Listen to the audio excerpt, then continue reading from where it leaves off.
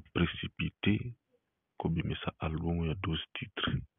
tango yokaki Dynastie zobima kobimisi ya yo 1 mois avant kobima ya Dynastie emeli album na yo Tokos Gold emeli yango mobimba avec featuring osala na ba 8 artistes internationaux album na yo koyebana te kobima ya Dynastie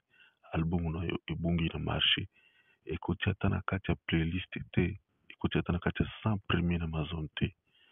ofandi lisusu après 3 mois oweli kobimisa lisusu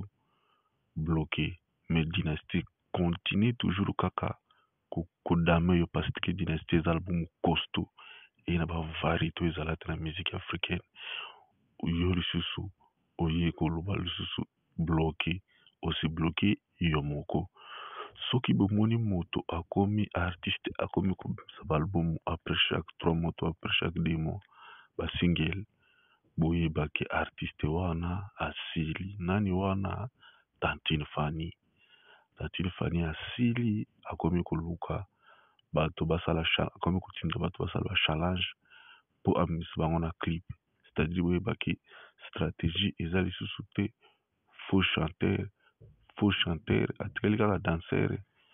po challenge lelo eza biloko ya badanser oyebaki ye aza na ye danseur aza na ye chanteur te bolongola ye na liste ya bachanteur congolais boplace ye na liste ya badanseur botia ye na liste ya baedopsi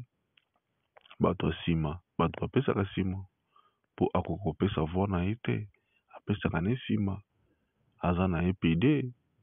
bokomprendre ye akoka na ye koyemba te chanteur azalaka na voix chanteur apesaka nsima na ye te yango wana noko akomi bloqué ye moko ase bloqué lokomi bloqué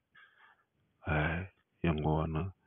soki bomoni artiste akomi kowela kobimisa après chaque 3 mois single ye moto azoloba aza renommé international numéro 1 ya musique congolaise soki batie ye te moto akotia ye azalaka te mais lelo album ebima depuis album ebima lelo 6 mois yango album ebetaka te album ezomonana te ezana na iTunes album ezomonana te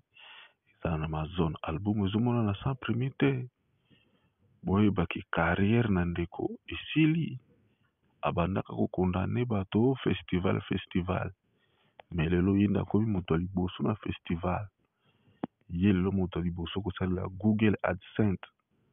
mpona kosala bapublicité na bamusike na ye na baclip na ye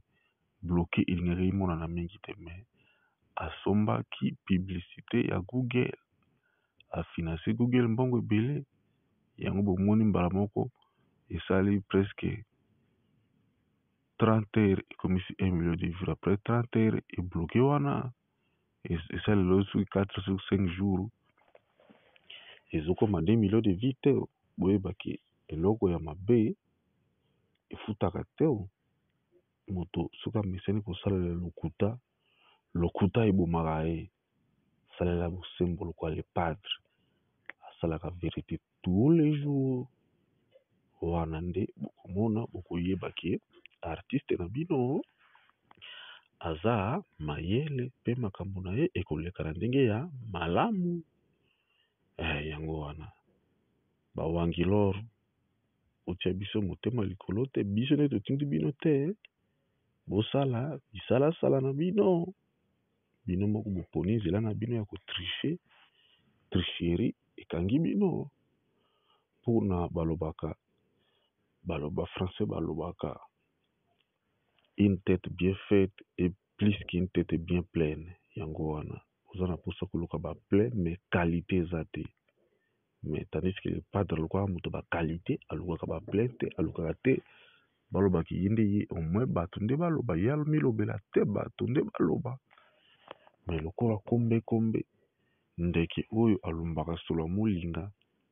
alingi partout esika koleka solo na ye ya milinga ifo elekana baye bango yango wana bomoni lelo kombe akomi bloqué mpona nini créativité eza te bato baza kokomela banzembo bazokoma lisusu te akomi kaka na monotonie même rythme ya générique tous les jours boyebaki ndeko na bino akomi na suka. Ok.